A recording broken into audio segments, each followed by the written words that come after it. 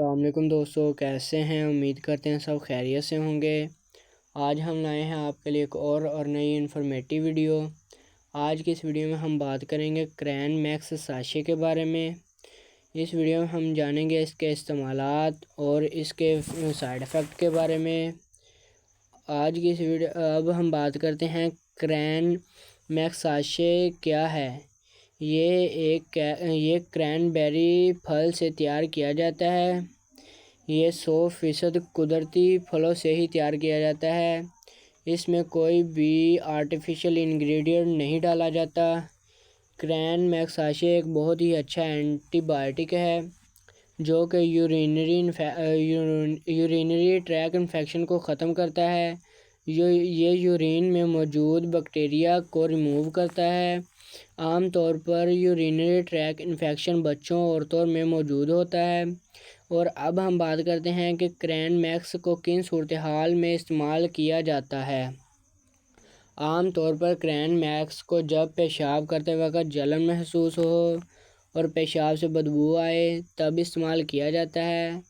اس کے علاوہ آپ کو پیشاب کرنے کے بعد تھکاوٹ محسوس ہوتی ہو اور بار بار پیشاب آتا ہو اور پیشاب پر کنٹرول نہ ہو تب کرین میکس کا استعمال کیا جاتا ہے۔ یہ مریضوں کے مثانے میں موجود ای کولی بیکٹیریا کو ختم کرتا ہے۔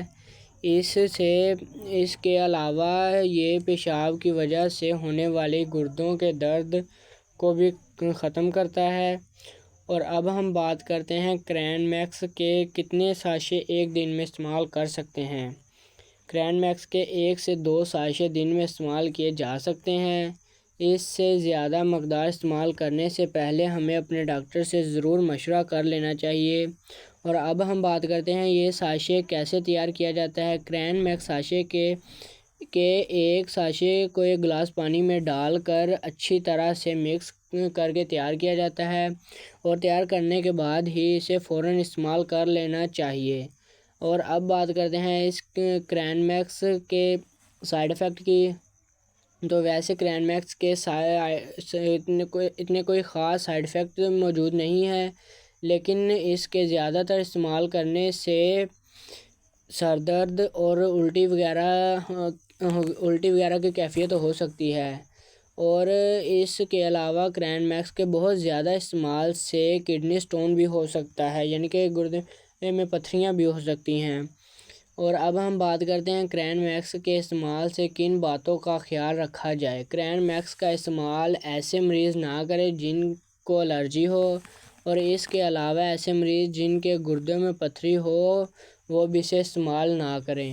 اور اگر استعمال کرنا ہے تو اسے استعمال کرنے سے پہلے اپنے ڈاکٹر سے ضرور مشورہ کریں۔ اور اس کے علاوہ حاملہ خواتین بھی اسے استعمال کرنے سے پہلے اپنے ڈاکٹر سے ضرور مشورہ کریں۔ تو ناظرین، یہ تھی آج کی ہماری ویڈیو۔ تو آج کی اس ویڈیو میں اتنا ہی۔ تو ملیں گے ہم اپنی اگلی ویڈیو میں۔ اگر آپ ہمارے چینل پر نئے ہیں تو ہمارے چینل کو سبسکرائب کریں، بیل آئیکن کو آن کریں تاکہ ہماری آنے والی نئی اور انفارمیٹیو ویڈیو سب سے پہلے آپ تک پہنچ سکے۔ تو آج کے لیے اتنا ہی، ملیں گے ہم اپنی اگلی ویڈیو میں، تب تک کے لیے اللہ حافظ۔